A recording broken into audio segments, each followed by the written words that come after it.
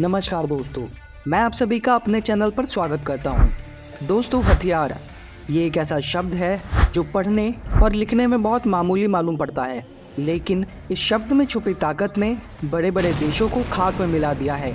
इन हथियारों के नाम से ही कई देशों के पसीने छूटने लगते हैं। इन हथियारों की ताकत से किसी भी देश का नक्शा बदला जा सकता है और किसी भी समय युद्ध का रुख भी बदला जा सकता है। आज के बदलते दौर में युद्ध के तरीकों के साथ साथ हथियार भी पूरी तरह से बदल गए हैं। विश्व के बदलते हालातों और तेजी से बदलती टेक्नोलॉजी में हर देश खुद को एडवांस करने में लगा है और सभी देश अपनी सैन्य ताकत को किसी भी तरह से बढ़ाना चाहते हैं।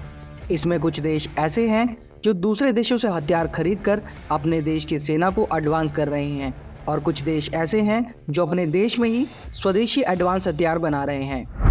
और हथियारों की इस होड़ में सभी देश हर तरह के हथियारों को अपनी सेना में शामिल करना चाहते हैं, फिर चाहे वो न्यूक्लियर बम हो, हाइड्रोजन बम हो या आज के आधुनिक हथियार।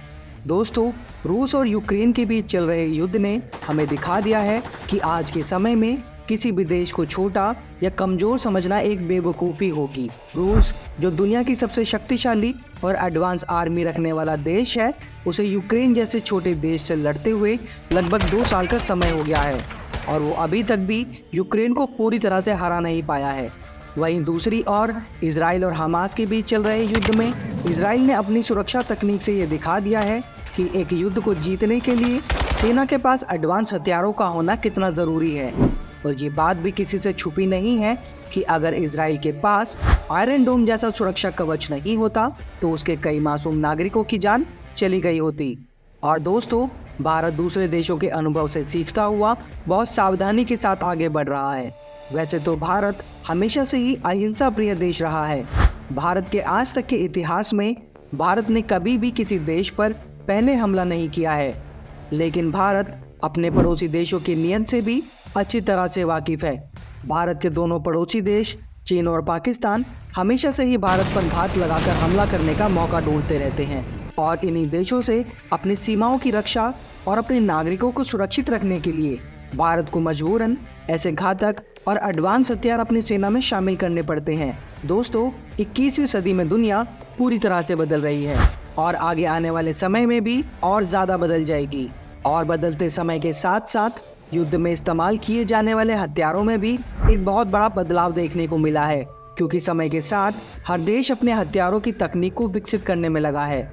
विकसित देश जैसे अमेरिका, रूस और चीन अपने सामर्थ्य को बढ़ाने के लिए ज़्यादा से ज़्यादा खतरनाक और घातक हथियारों को बनाने पर काम कर रहे हैं और भारत भी इन्हीं देशों की लिस्ट में शामिल हो चुका है। लेकिन भारत इन हथियारों का इस्तेमाल सिर्फ और सिर्फ अपनी सीमाओं की रक्षा के लिए ही करेगा, ना कि चीन की तरह अपने पड़ोसी देशों को डराने और धमकाने के लिए। दोस्तों, इन हथियारों को घातक और ज़्यादा खतरनाक इसलिए भी कहा जा रहा है क्योंकि ये हथियार अपने एक वार से ही पूरे युद्ध के परिणाम को पलटने की क्षमता रखते हैं। और हम यहाँ वेपन्स ऑफ मास डिस्ट्रक्शन यानी परमाणु बम और हाइड्रोजन बम की बात नहीं कर रहे हैं। इन परमाणु हथियारों को लगभग सभी देशों ने डेवलप कर लिया है। हम बात कर रहे हैं ऐसे हथियार की जो युद्ध में सीधा दुश्मन की सेना के सबसे घातक हथियार पर हमला करता है और सेकंड से भी कम समय में उस हथियार को पूरी तरह से नाकाम कर देता है। दोस्तों, इन हथियारों को कहते हैं DEW यानी डायरेक्टेड एनर्जी वेपन्स। और आपको ये जानकर भारतीय वैज्ञानिकों पर भी गर्व होगा कि भारत भी ऐसे हथियारों को बना चुका है जो नैनो सेकेंड्स में दुश्मन को आसमान से ज़मीन पर लाकर पटक देगा। इस हथियार को इतना गुप्त रखा गया है कि भारत सरकार ने आज तक ऐसी किसी हथियार के बनाए जाने की बात को स्वीकार तक नहीं किया है, लेकिन पाकिस्तान और चीन द्वारा बार बार ऐसे ही घातक हथियार की बात को कहना ये दर्शाता है कि भारत ने हथियार बना भी लिया है और इसको टेस्ट भी कर लिया है। तभी पाकिस्तान और चीन भारत पर अंतर्राष्ट्रीय दबाव बनाने की कोशिश कर रहे हैं और इस बात से हमें ये भी पता चलता है कि पाकिस्तान और चीन के इस हथियार को देखकर हालत ख़राब हो चुकी है। दोस्तों, इस हथियार का नाम है काली। काली यानी किलो एम्पियर लीनियर इंजेक्टर। आइए दोस्तों, जानते हैं इस घातक हथियार के बारे में और साथ ही इसके उस टेस्ट के बारे में भी बात करेंगे जिसमें इसने मात्र 0.3 सेकंड में सीमा पर मौजूद पाकिस्तान की पूरी पोस्ट को ही गायब कर दिया था। लेकिन वीडियो में आगे बढ़ने से पहले अगर आप यहाँ तक वीडियो को देखते हुए आ गए हैं और आपको वीडियो अच्छी लगी है तो वीडियो को लाइक, शेयर और चैनल को सब्सक्राइब करना ना भूलें। चलिए दोस्तों शुरू करते हैं।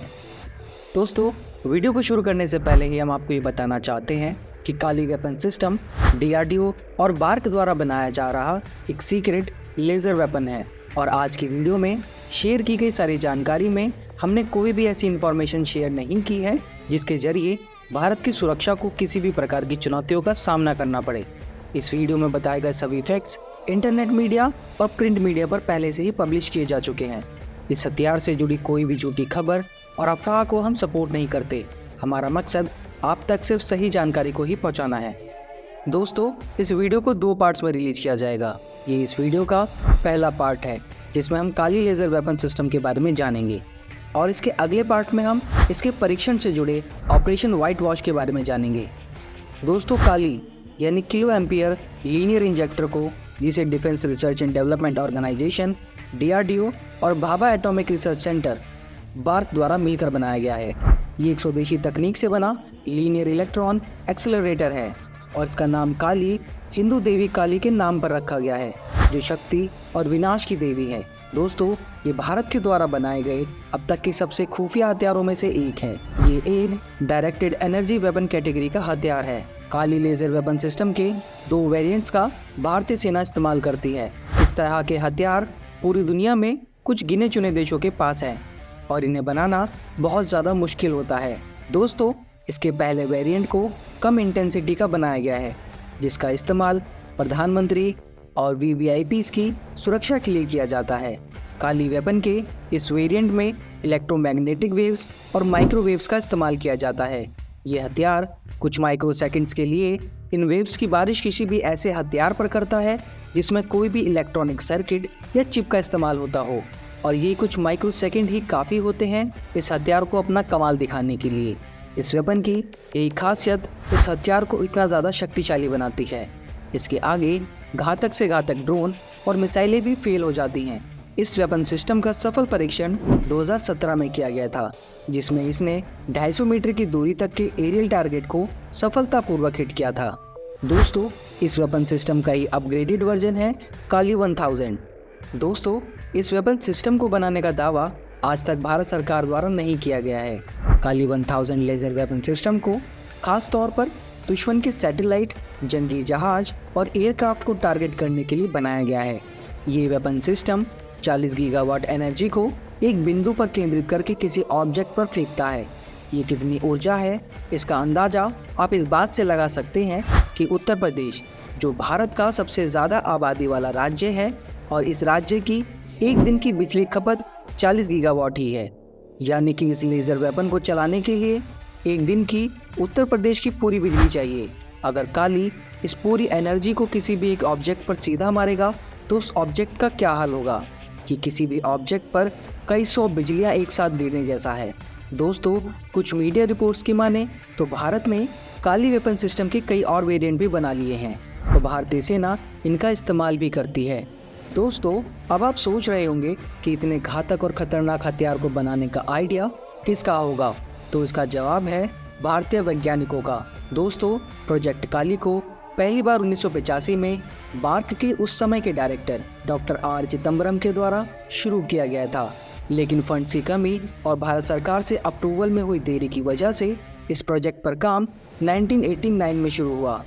शुरुआत में इसका सबसे छोटा model Bhabha atomic research centre यानी बार्क की शाखा accelerator and pulse power division द्वारा विकसित किया गया था और कुछ शुरुआती सफलता के बाद इसे एक हथियार के रूप में विकसित करने की योजना 2004 में बनाई गई। इसके बाद से ही इस परियोजना में काली के सारे वेरिएंट्स को बनाने का काम शुरू हुआ और तब से इस प्रोजेक्ट पर लगातार काम किया जा रहा है। दोस्तों काली वेपन सिस्टम के लेटेस्ट वर्जन में अभी भी कुछ खामियां हैं जिन पर DRDO और बार्क मिलकर काम कर रहे हैं।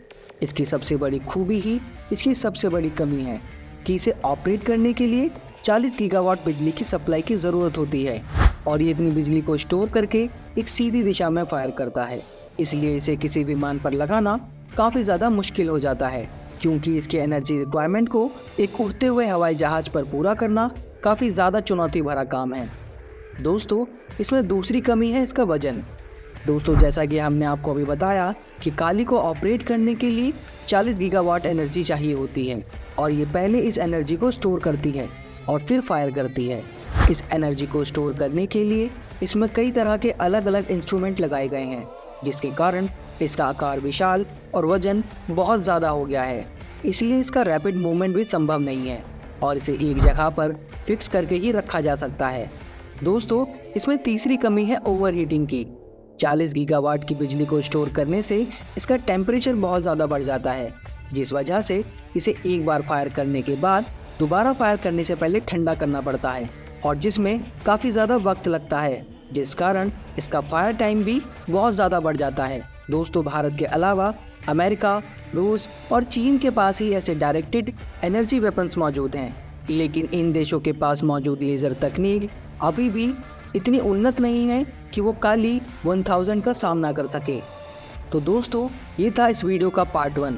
इसके पार्ट 2 और भारतीय सेना के ऑपरेशन व्हाइट वॉश के बारे में जानने के लिए हमारे चैनल को सब्सक्राइब करके बेल नोटिफिकेशन को ऑन कर लें, ताकि ऑपरेशन व्हाइट वॉश की जानकारी सबसे पहले आप तक पहुंच सके। और आपको ये वीडियो कैसी लगी हमें कमेंट करके ज़रूर बताएं। वीडियो को अंत तक देखने के लिए आप सभी का बहुत बहुत धन्यवाद। जल्द ही मिलते हैं नई वीडियो के साथ। तब तक के लिए जय हिंद, जय भारत।